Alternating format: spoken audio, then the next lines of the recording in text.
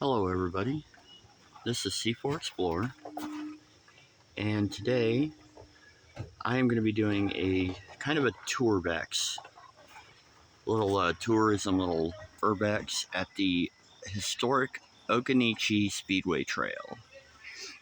And I'm here at the little, where they have several trails here. Of course it's legal to be here and walk around. There's a lot of people here, so if y'all want to read the actual history here, you can pause this and read about the history of this racetrack.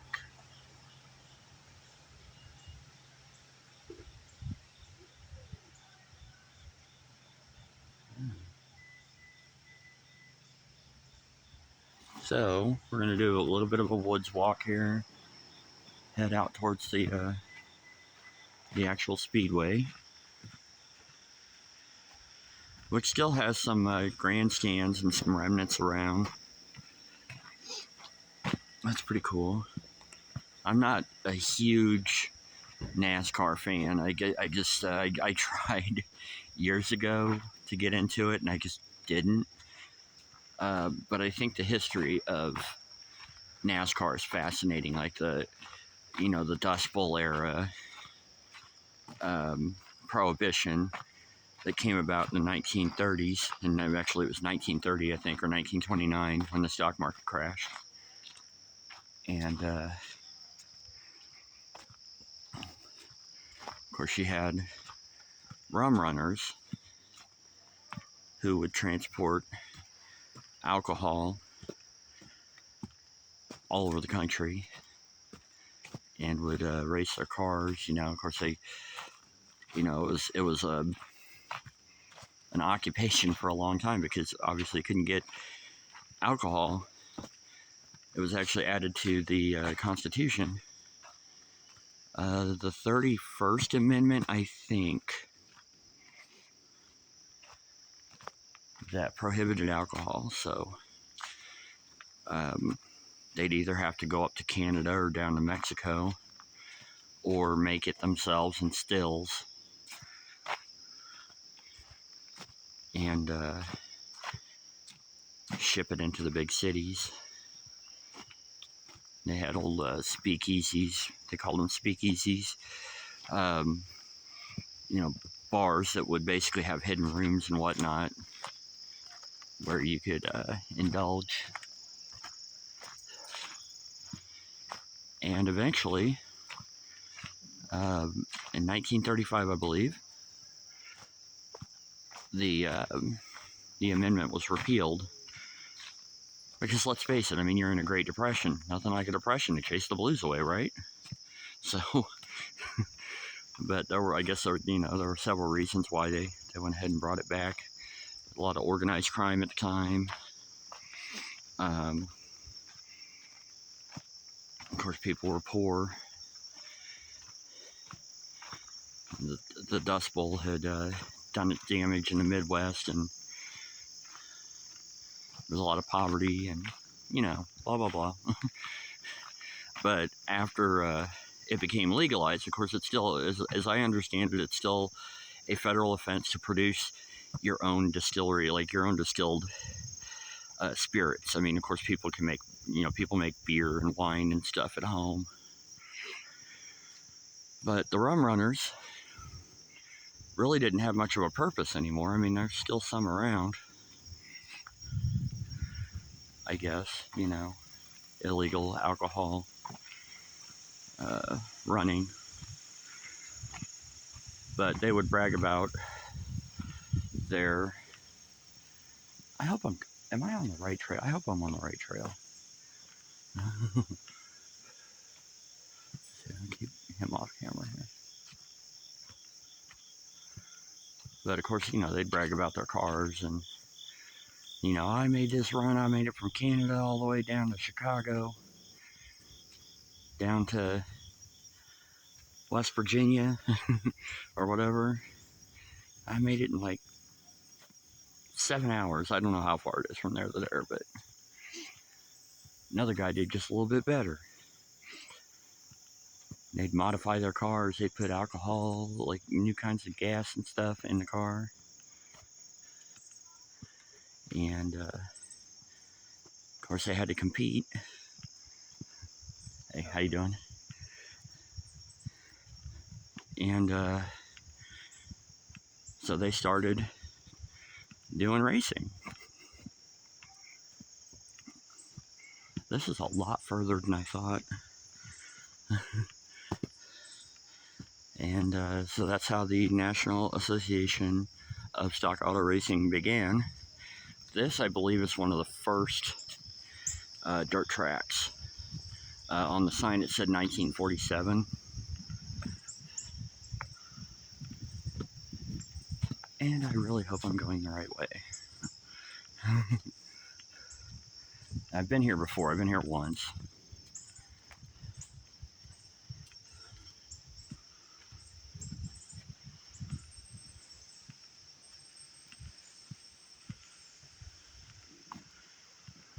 Try not to jounce the camera too much. I've got a little bridge here. I don't know much about the Occoneechee Native Americans, although I do know a person who that's her lineage. But apparently they were a tribe who lived in this area way, way back.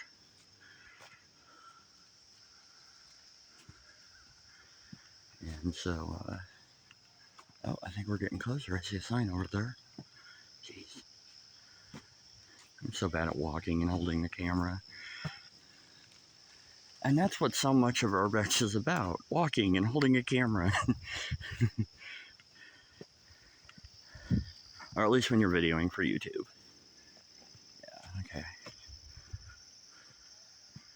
I swear that parking lot was totally full. I really don't see very many people. I ran into a guy with his dog over here. Hey. What's happening? Oh, we got a couple other people over here. Keep them off camera. Hey, how's it going? Pretty good. How y'all doing? Enjoying these trees just like you. Is the track back this way? No. This is the trail that'll go along the water, and there'll be eventually some stairs that lead up to it. Oh. Or if you go the other way, it's the Mountains to Sea Trail. Oh, okay. Yeah, so. Cool. Thank you. Yeah, you have a great day. Yeah, you too. All right. Well, apparently I was as lost as I thought I was.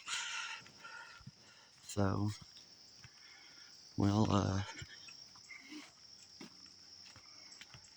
I don't know. I gotta figure this out.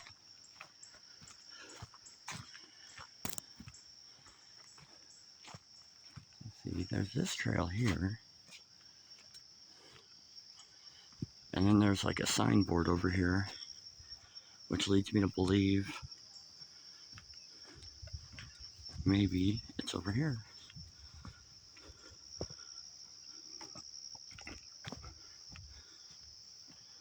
God, I even get lost in the easy toury ones. Not like dodging police cars or security. Oh, yeah, I think this is it. Okay. Alright, folks. Trust me, this should be worth it. So I'm sorry for all the added filler here. But if nothing else, you know, it's a nice, peaceful walk in the woods. Oops.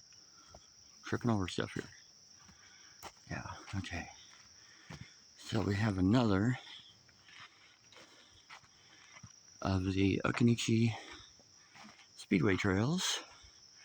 I am here. There. So I guess I gotta go up over here. I'll let y'all read the sign. There's a lot of trails here, so. Let's see here. 2-inch paths. Foraging and harvesting prohibited. Don't destroy nature. And then they have like this little thing down here. Leash your dogs at all times. And cooperative project. Outdoor recreation. Cool. Oh, there's a spectator trace over there. That sign over there says that. Oh, okay. Here's one of the main fences. Okay, yeah. Somewhere there's a poster over here. We're gonna go see that. So let's go. We're on our way here. We finally made it.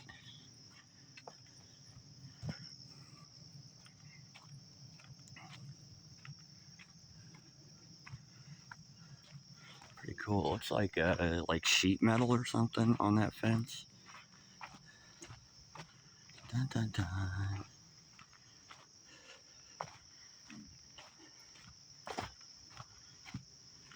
Okay. Yeah, I kind of think the Dust Bowl era is pretty fascinating. You had the settlers who started to come down. I think they actually had a ranch. It was called the XIT Ranch in down in Texas. Dollart, I think, was the name of the city or town. And you had a lot of people started advertising, come out to the Midwest. There's plains. There's, options for growing. It's a great place to start. There's nobody out here, although there were people out there. And when they came down, they found that it was a very arid climate. It could go from hot to cold, windy, drought-like conditions. It really wasn't for farming. And so what they did was they come down, and of course they started killing off all the buffalo. The buffalo are suited for that environment. That was their indigenous area. Also a huge food supply for the indigenous peoples. And they slaughtered them. They would literally, like, if you were on a train and you saw one, you just kill them and leave them there. You wouldn't use any of the meat or anything, or maybe you took what you could. And they started bringing down cattle who are not really equipped for living in that environment. And of course they started pulling up all the topsoil. They started, farming. And see, we got a car right here. I've seen two cars here, and this is the first one here. One of these old lead sleds. This is cool.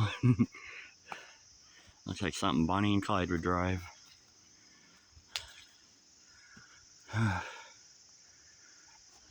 Not much left in there, but we got the old wooden seat. Floor's all rotted out. A lot of spider webs. So I'll take you guys in there. And it looks like they've got like rails, I guess roll bars and stuff or whatever that they put in there. You see the rest of what's left of the rearview mirror. And there is the odometer. It says, what does it say? 33209. It's pretty cool. But yeah, they started farming, and then World War II happened in 1914, or World War One happened, and after the war, there was a huge boom for corn and wheat and stuff, and they just kept growing stuff. The bins and the silos were never empty, and these farmers were making money. But then around the mid-20s, there was this huge surplus of all these crops. You had silos that wheat and corn were just rotting, no engine, and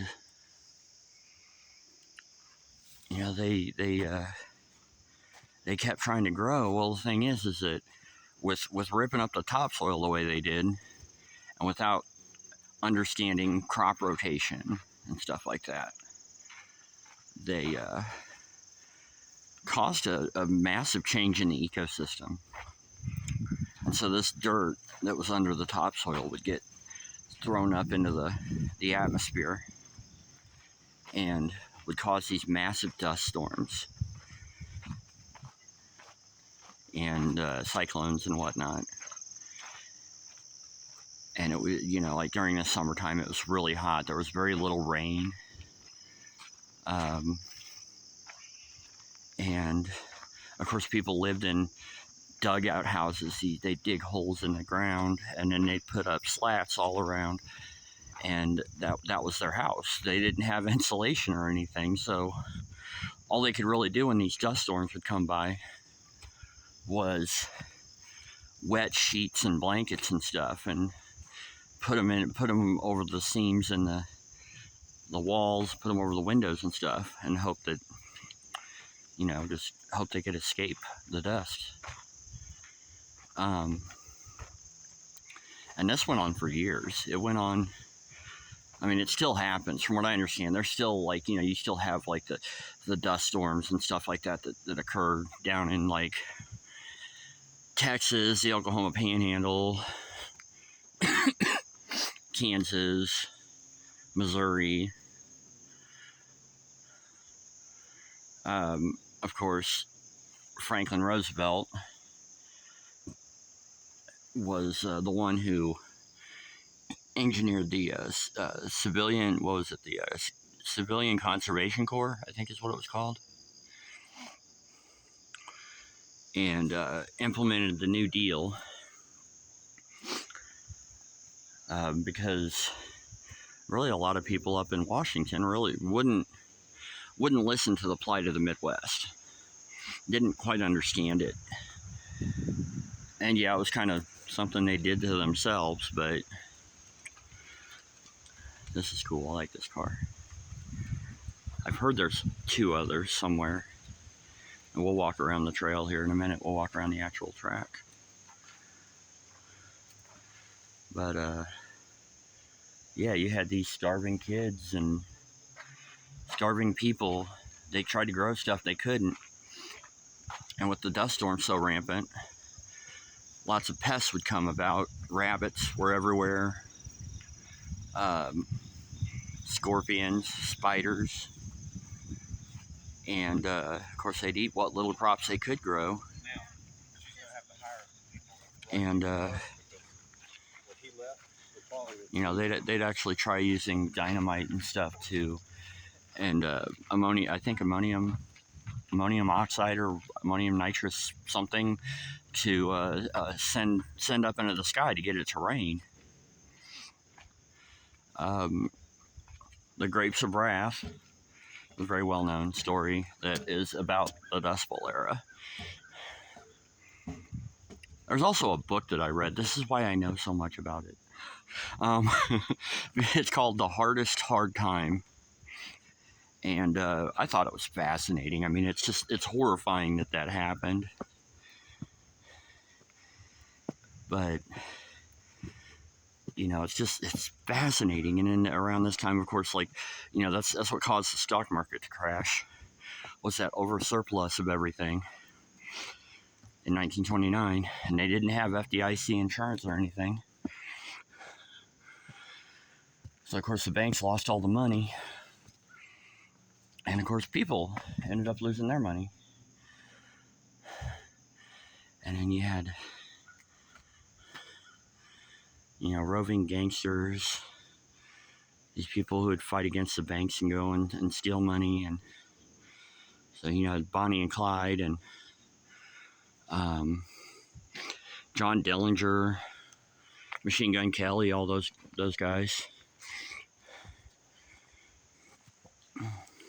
I'm kind of going everywhere with this history, I know.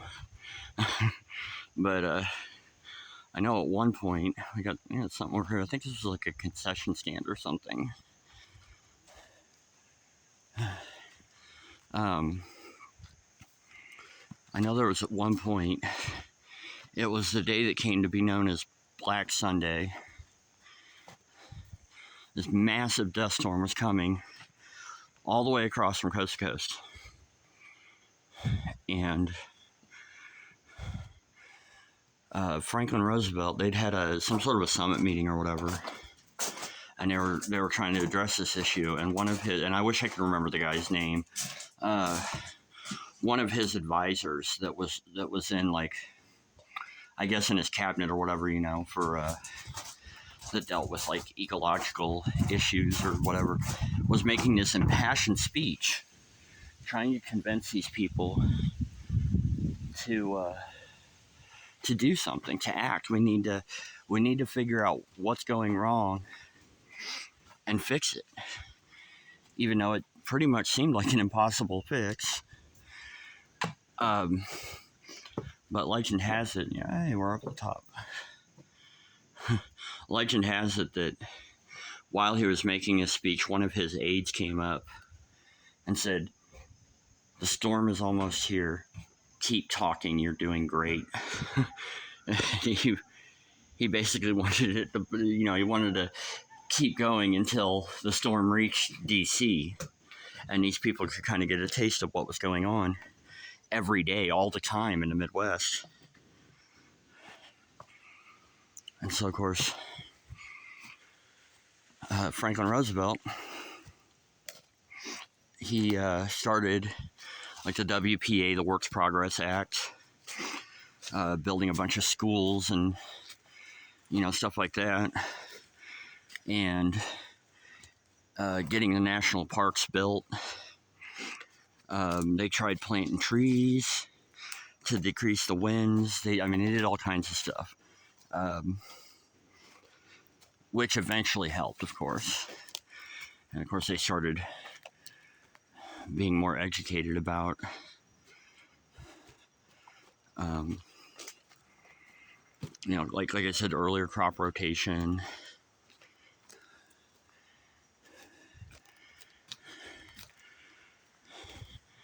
You know, and stuff like that.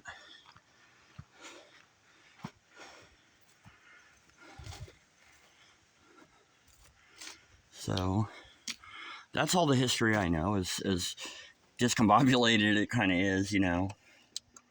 Let's see. I'll look in here. I can't get in here. I don't know if there's anything really in there. Not really. Okay. This is a cool place. Yeah, they got some of the old buildings are still around. I think the poster's over here on the other side of this fence.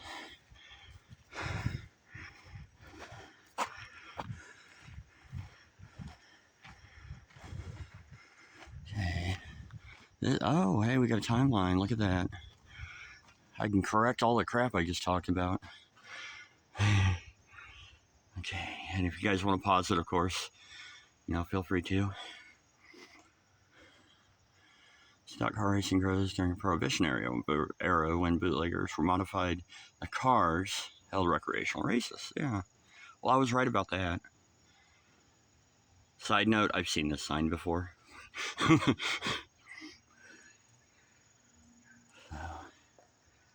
there we go.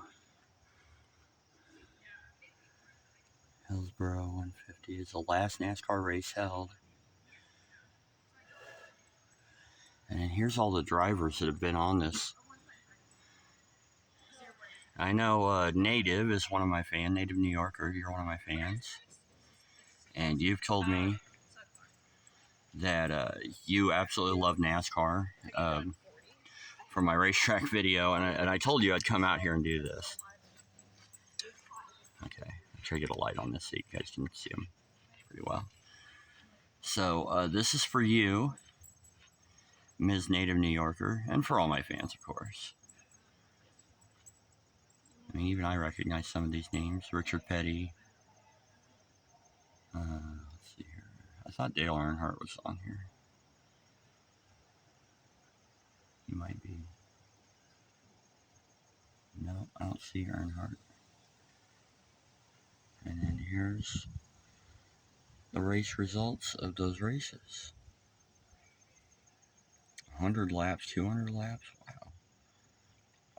1948, 1948, 49, all the way up until 1968.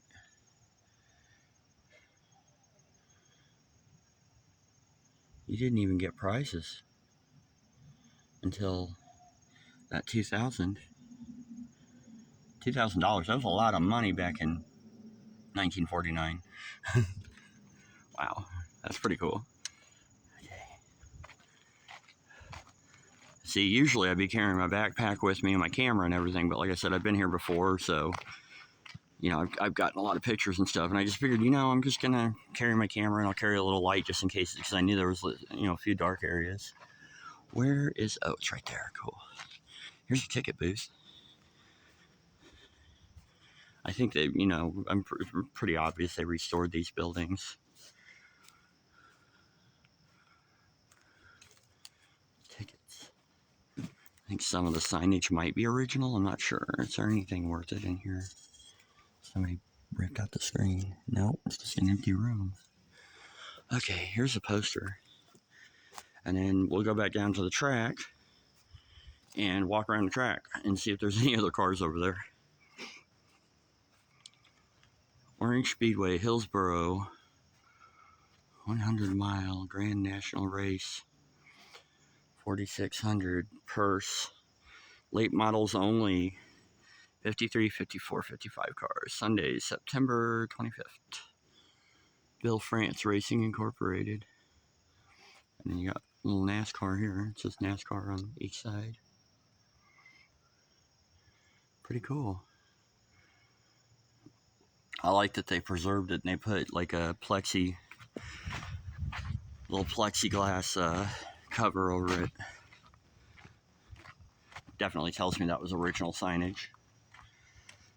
Okay, so we'll come back down this way. Head back towards that grandstand.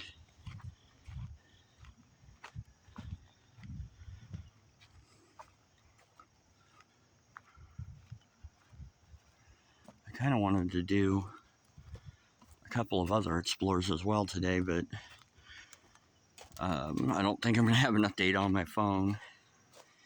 And my other phone is full, and I did not bring my little flash drives and things, so I think I might check out a couple other spots and see what's going on. But I'm happy to bring this one. I'm glad that I decided, because it's rainy. I mean, the weather's great. I mean, it's kind of humid, but it's great. I was like, I don't know if I want to do this. It's going to be cloudy and stuff. And I got here and the parking lot was completely full of people. Like, I know I'm not the only person on the face of the earth that, you know, talks to his phone while he's walking around. But I said, screw it. I'm already here. Driving down the road. It wasn't pouring down rain or anything like it was yesterday. There's that. I guess that would have been maybe like a owner's box or something, maybe in a concession stand. I don't know. So I can imagine a lot of these trees probably weren't here. There's the track. There's the grandstand. Pretty cool. I always like finding like these things. Usually the only thing that ends up remaining. You can imagine sitting up here. There's the stadium lights. Sitting up here and watching the race. Wait, hold on, guys. Okay. Sorry, I think that was kind of blurry. The last few minutes, I've been going through various shades of light and dark. Ow, oh, why am I doing this? Wait for the stairs.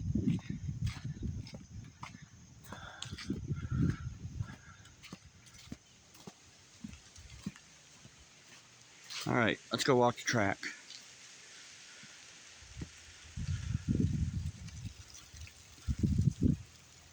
I think we all know what we're gonna see, but like, it'll just be a cool walk in history. Okay, look at the flag stand over here. I was busy babbling when we passed it earlier. There's that car.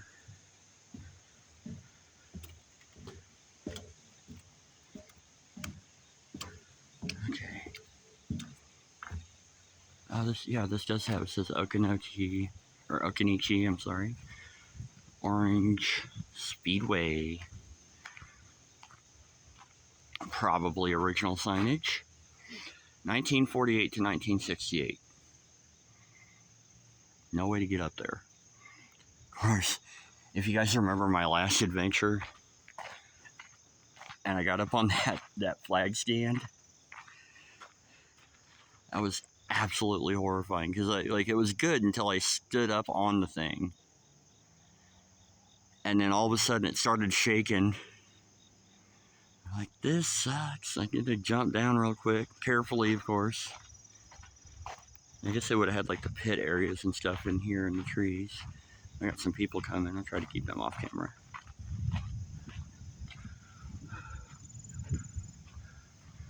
And then, of course, last weekend, me and my buddy had a wild adventure in, well, I guess I shouldn't say it's city.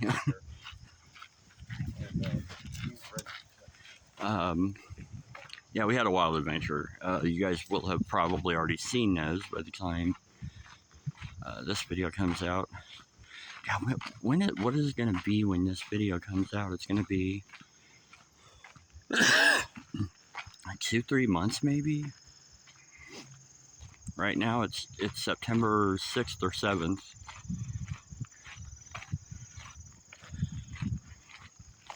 I know I still have a lot. You guys haven't even met my buddy that me and Oysterhead met. You've seen a little of Corman Explorers. You'll be seeing more of him. A little bit more.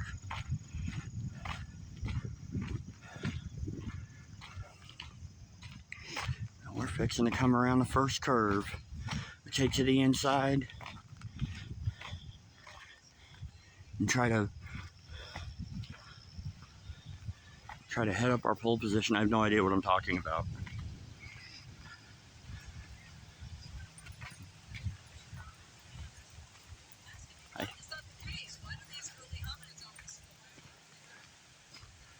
All right. What would this be? I didn't even pay attention. What is this? Maybe like a quarter or half-mile track? Maybe.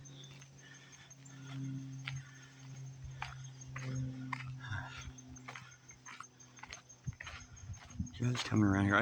Like I said, I think I've said it a couple times already. I thought there were a couple other cars back over here somewhere. I've never walked the complete track.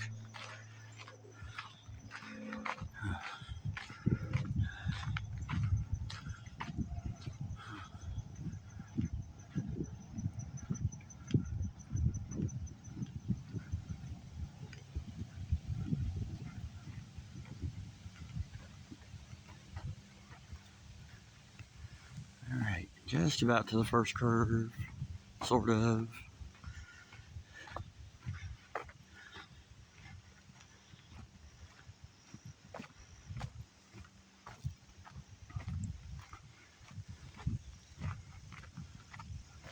Let's get to the inside. I wonder how many cars were on the track during the races. Like what, maybe 10? I'm sure this might not be the actual size of the road.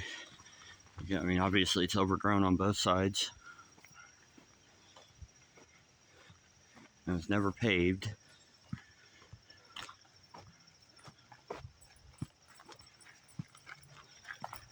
And of course, cars and people were a lot smaller back in 1948, apparently.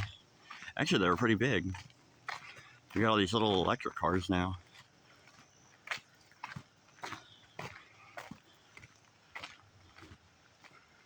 All right, coming around the curve. Da, da, da. It's a nice, easy walk.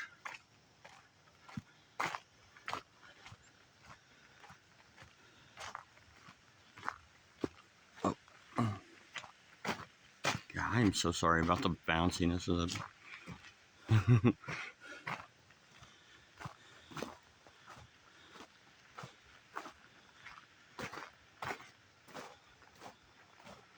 don't even know if there's anything back over here.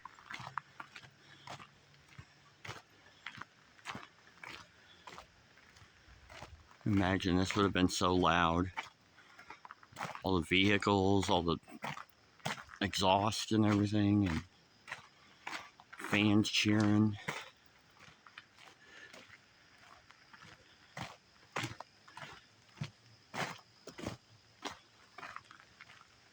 Huh.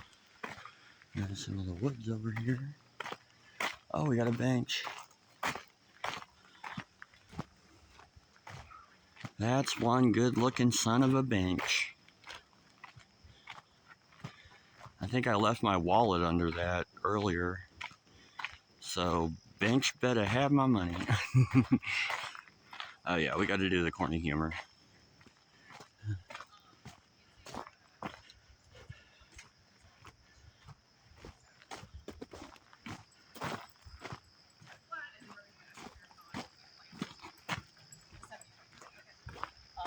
It's like a bucket list even for us because he really wants to do this game.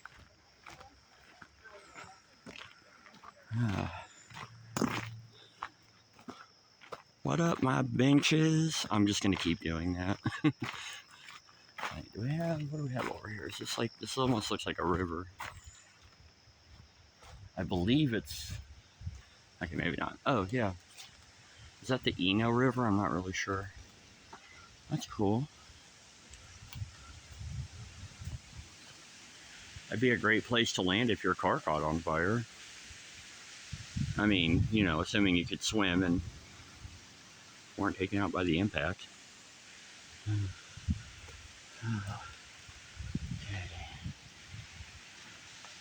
There are definitely a lot of people here today. Come out of the woods.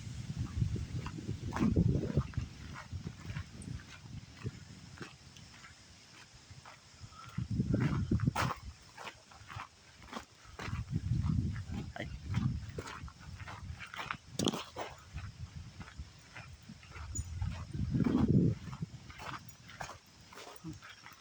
Maybe I was wrong. Maybe there aren't any other cars over here. See, we'll go back to the river.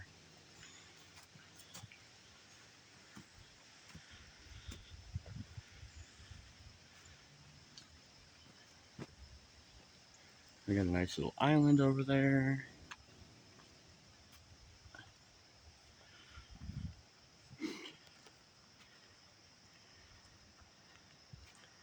Yeah, my buddy and I that went out last weekend, we hit 3 bucket list spots.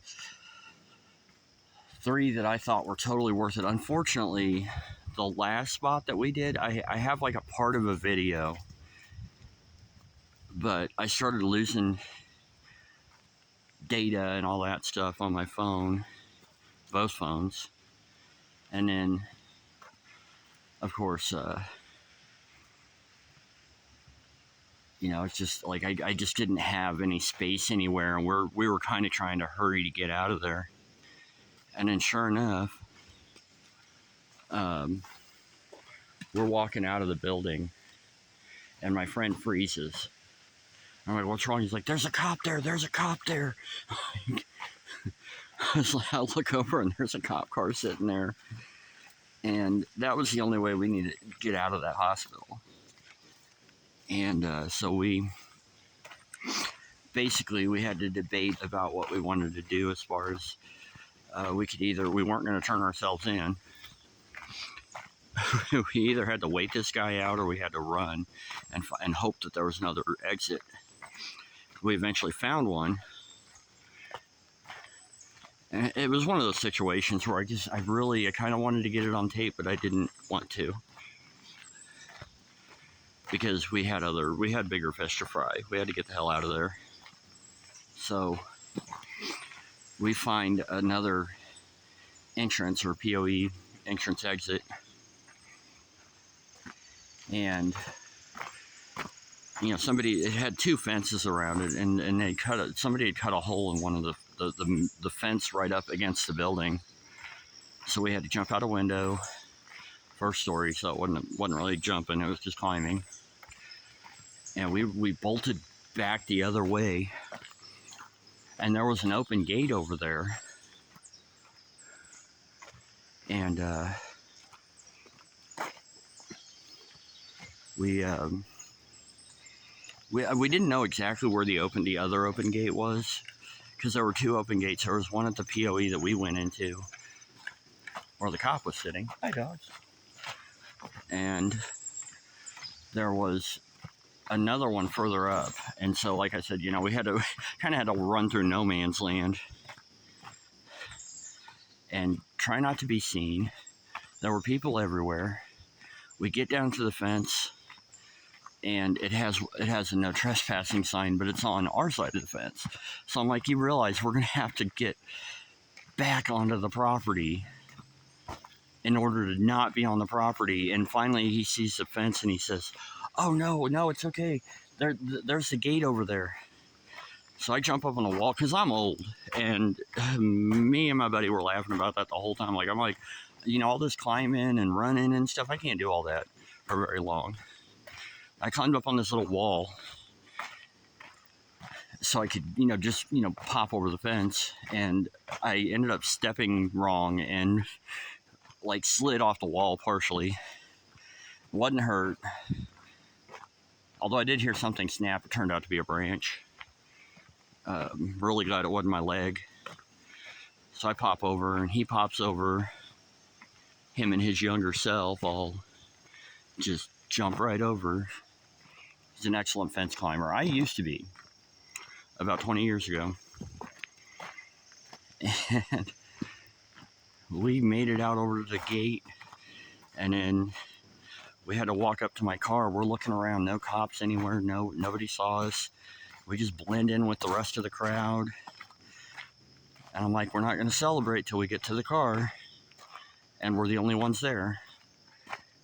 And we parked on a little parking deck, and we get back, everything was cool, and that was the end of our day. That was the end of our trip, because we had to work the next day and everything, and we were tired and all that stuff. So we kept giving each other crap every time we saw a cop. We're like, oh God, he's coming for us, he's coming, they know. Yeah, we got a little cocky. I don't think, you know, obviously, like, you know, both of us have been doing this for a long time, and you know, we had a lot of places on our agenda, but you know, we knew we were only going to be able to hit a few of them probably, and all three of them that we hit were successful. Nobody was hurt. You know, we did what urban explorers do. We got our pictures. We stayed overnight in a motel, a little Quinto, which, by the way, very good. Very nice. I like their hotels. The coffee was a little weak, but we remedied that too. I went to Starbucks. Had some great Tour-bex tacos the night before. I can't remember the name of the place. It was one of those like taqueria places. I might be mispronouncing that word.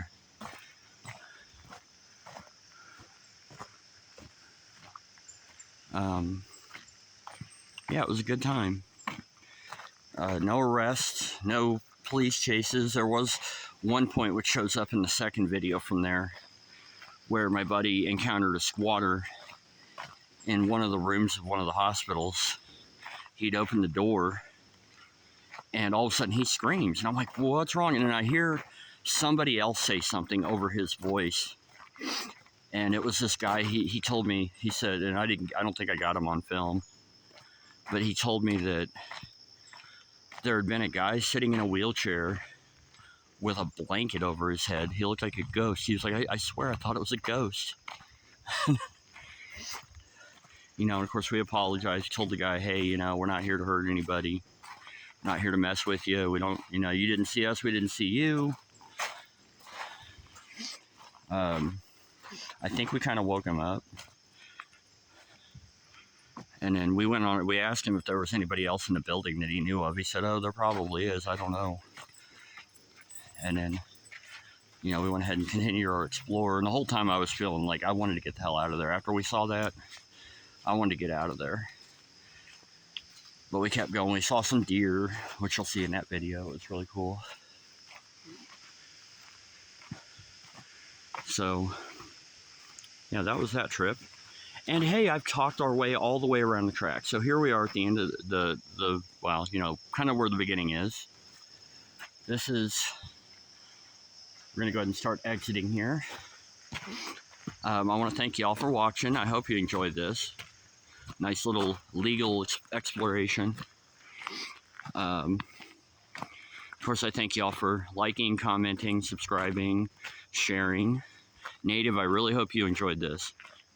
Especially because, like I said, this one's for you. Little Tour-bex, as I'm going to call it, as opposed to urbex. So this has been C4 Explorer at the historic Occoneechee Orange Speedway in Hillsborough, North Carolina. Y'all have a great day. Be safe out there. And you know, if you have the opportunity to come by here, come by here. It's legal, it's safe, it's fun, and it's kind of a long walk. So I'll see y'all next time. Have a great day, and goodbye.